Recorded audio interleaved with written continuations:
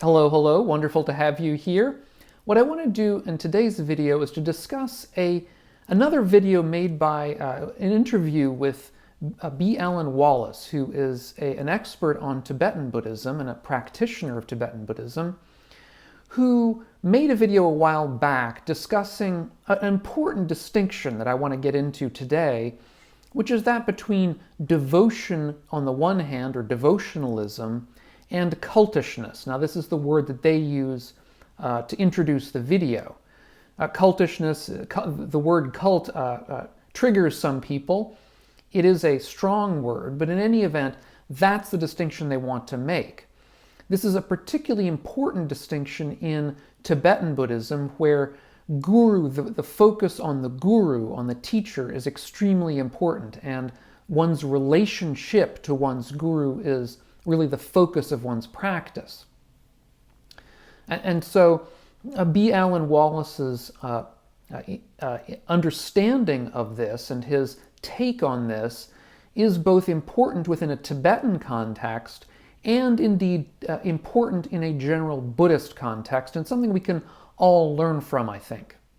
Now, devotional practices go back to early Buddhism, to the earliest forms of Buddhism. Practices such as recollecting. There are recollection practices that involve recollecting the person of the Buddha. There are practices such as taking refuge in the Buddha and similar kinds of things. So this is not simply an issue or simply something that comes up in a Tibetan context. It really comes up in most forms, or virtually all forms, of contemporary Buddhism, all the way back to the distant past. But there are dangers to these devotional approaches. In particular, there's the danger of kind of what we might term, and in fact what he does term in the video, kind of slavishness to one's teacher, where one gets in a position of relinquishing responsibility for one's own actions because one simply follows the dictates of the teacher or the particular text in question. Here's what Wallace has to say on that topic. Because it's not a healthy human attribute. And it's one, of course, it has the flavor of religious fundamentalism, which can easily turn into cults, into some really nasty business.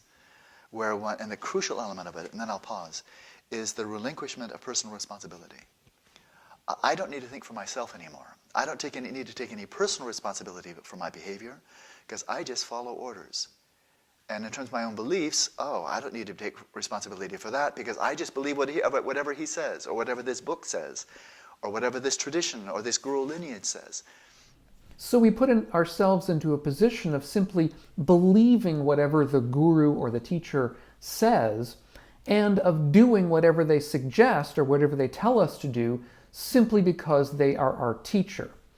And this is, or can be, a very dangerous position to put ourselves in, because, again, it tends to relinquish our own sense of activity, our own sense of responsibility within our own actions. He goes on to say this. And I think that is, so don't take those statements out of context. I think this is radically incompatible with the whole spirit of Buddhism. Radically incompatible. Where Buddha debated with the people who are following him. The Dalai Lama debates with the monks who are following him. He encourages people to be critical, to be skeptical, to think for themselves. So this is a very important talk, I think, by Allan Wallace, and I think one that we all really should pay attention to. And there's a link to it down below in the notes. Now, what I want to do is to take this back to early Buddhism itself. That's my interest. That's what I know the most about. And it's where all of these kinds of issues eventually arise. However, there are two sides to the picture in early Buddhism. There are nuances. On the one hand, as I've said, the Buddha does recommend devotional practices, practices that are devoted to him as our teacher, in a sense. However, they're not to him as a person so much as to him as the mouthpiece and discoverer of the Dharma. That is to say, the Buddha was kind of a stand-in for the Dharma. He actually said that when you see me, you see the Dharma. And it's really the Dharma in him that we are supposed to be devoted to, or at least that's the picture we should have when performing devotion in the early texts. Now, Wallace says that the Buddha debated people who were his followers. And I think looking at the early suttas, I don't quite see that. If you know of a sutta where the Buddha actively debated one of his followers, I'd be interested to know. Certainly the Buddha answered questions from his followers. He did that all the time. However, if one of his followers got something wrong or disagreed with some point that the Buddha had made, the Buddha would correct them. And if they persisted in their disagreement, he would publicly chastise them. So it wasn't really that the Buddha was debating followers. The people he debated tended to be the non-Buddhists, the people who were not his followers, and the general approach we find in the early suttas is one of debating these people who disagree with the Buddha in order for the Buddha to defeat them in debate, rather than debate being a kind of a back and forth that we might expect, let's say, from the Western context. Although also I have to say, in ancient Greece, we find debates, for instance, in the Platonic dialogues that are sort of similar to these Buddhist ones, where they're sort of set-up debates where the person who is on the side of Plato tends to win all the time. The Socratic person tends to win all the time, at least in the later dialogues, but that sort of takes us farther afield. In any event, within a Buddhist context, I think a follower of the Buddha who persisted in disagreement would probably have been asked to disrobe eventually, or would not have really been welcome within the Sangha if they had disagreed with what the Buddha would have considered important point of Dharma. And that is something of an ill fit with exactly the point that Wallace wants to make. On the other hand, bringing ourselves back to Wallace's main point, the Buddha did say that our effort was our own. Famously in the Dhammapada, he says, "You yourselves must do the work. The realized ones, that is to say the Buddhas, just show the way." In other words, the hard work of understanding and of practice is our own. It's from our own side. We're not supposed to be relying upon an outside agency, such as a guru or teacher, to do the work for us. The teacher or the guru, the Buddha even, simply points the way, and we ourselves are supposed to walk the path. That puts the agency and responsibility on us rather than on the teacher. And this is exactly the point I think that Wallace wants to make. Further, in one of the Buddha's last discourses, in the sutta that deals with the very last months of the Buddha's life, the Buddha talks about how we should take refuge in ourselves in particular. And this is making the same point, I think.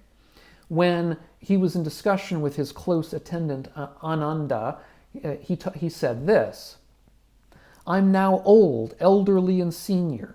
I'm advanced in years and have reached the final stage of life. So, Ananda, be your own island, your own refuge with no other refuge. Let the teaching be your island and your refuge with no other refuge. Whether now or after I have passed, any who shall live as their own island, their own refuge, with no other refuge, with the teaching as their island and their refuge, with no other refuge, those mendicants of mine who want to train shall be among the best of the best." So any who shall live as their own island and own refuge will be practicing properly. That's basically what the Buddha says here. And this is, as Wallace points out in the video, very different from, for example, some forms of Christian practice, where the idea within a Christian context is that we are supposed to rely upon the grace of some outside being, in particular God's grace, in order for us to be able to progress towards the end goal. And within a Christian context, the whole point is to have simply faith in that grace and for God to give us that grace. And that's a very different picture than one that we find, for example, in these early Buddhist suttas. Yes, there is a role for quote-unquote faith in an early Buddhist context, indeed in all of Buddhism. However, at least in early Buddhism, which is again what I'm most familiar with, faith, quote-unquote, really should be seen more as confidence than as blind faith. That is to say, what we call faith, the term saddha in Pali, which is often translated faith, is probably best understood more as confidence. That is to say that we have confidence because we have seen the beneficial effects of practice on ourselves, confidence that the path will progress in the right direction, let's say. And indeed, this sort of blind faith comes up in the context of guru practices as well, which leads us back into Wallace's point at the beginning of the video, which is that if we engage in a kind of a blind faith with a guru, we can be led along several dangerous paths. And I think if we've paid any attention to the news around Buddhist practice worldwide, we have seen, just as with practices in other religions, gurus who have abused that kind of faith of their practitioners to misuse people.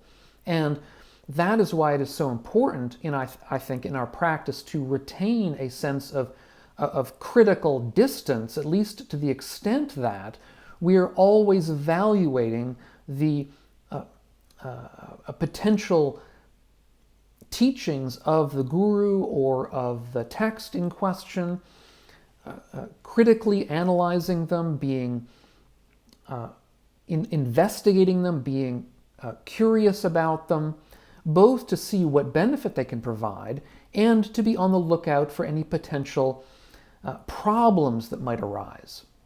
However, to that end, it is definitely true that in some Buddhist traditions, this kind of critical awareness and openness can indeed, and indeed does, go hand in hand with a kind of guru devotion or guru practice.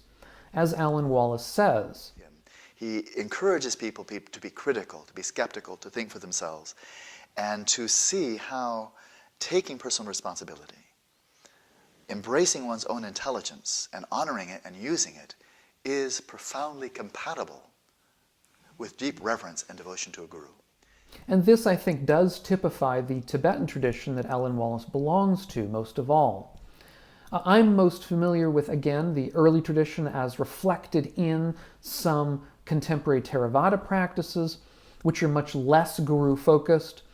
They're more congenial to my own practice. And in these ways, these other Buddhist approaches, we substitute a guru practice for a more personal kind of practice involving our understanding of texts, as well as taking our teachers, what we might call gurus, more as we might call spiritual friends, or the Pali word would be kalyanamitta, sort of a spiritual friend along the path, somebody who is farther along, somebody who is more advanced, but somebody who is not necessarily spiritually perfected, shall we say. We might even hold the question in our minds whether spiritual perfection is really possible. But in any event, somebody who's farther along, who can be a friend to us and lead us along in parts of the path that we're not familiar with. And we can do that without having to relinquish any kind of critical responsibility. So what I want to say is there are many different options here, and that we should not think of ourselves as pigeonholed necessarily into any one, but simply to find the option that's best for us, but to always retain some modicum of critical responsibility whenever we do it. And I did an earlier video about this kind of devotion in early Buddhism in particular, where I went into some more detail about all this. And so if you're not familiar with that, I'll leave a link to it up here on the screen so you can see it. Thanks so much to all of my patrons on Patreon. If you're getting something out of these videos of mine, consider taking a look over my Patreon page and seeing if you want to help support the channel. Thanks so much, and we'll catch you on the next video, and meanwhile, all of you, be well.